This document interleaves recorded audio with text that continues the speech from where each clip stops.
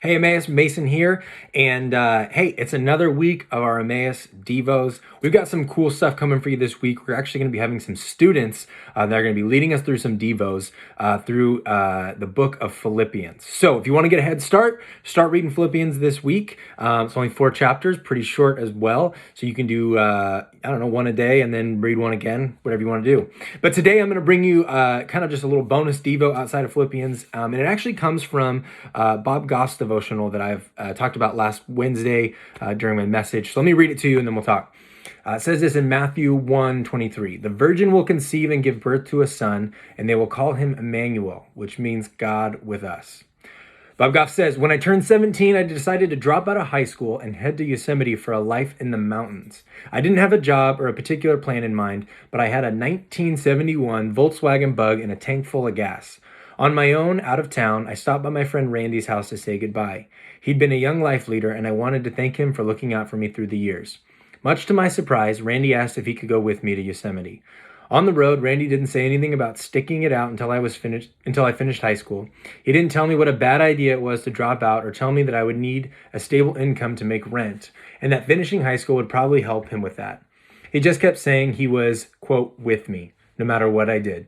When God sent Jesus to be with us, he said to name him Emmanuel, which means God with us.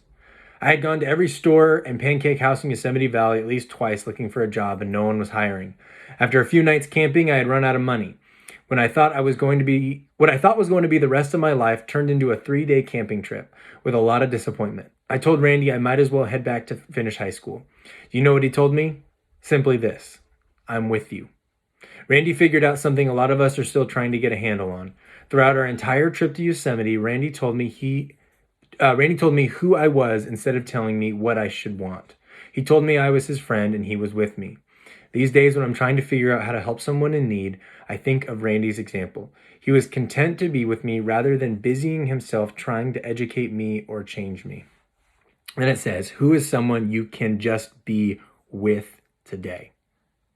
And I love that because I think, and I'm the biggest offender of this, when it comes to helping people through life and walking with people through life, we always try to give them the answer. This is what you need to do and you'll be fine, or do it this way instead of the way you're doing it.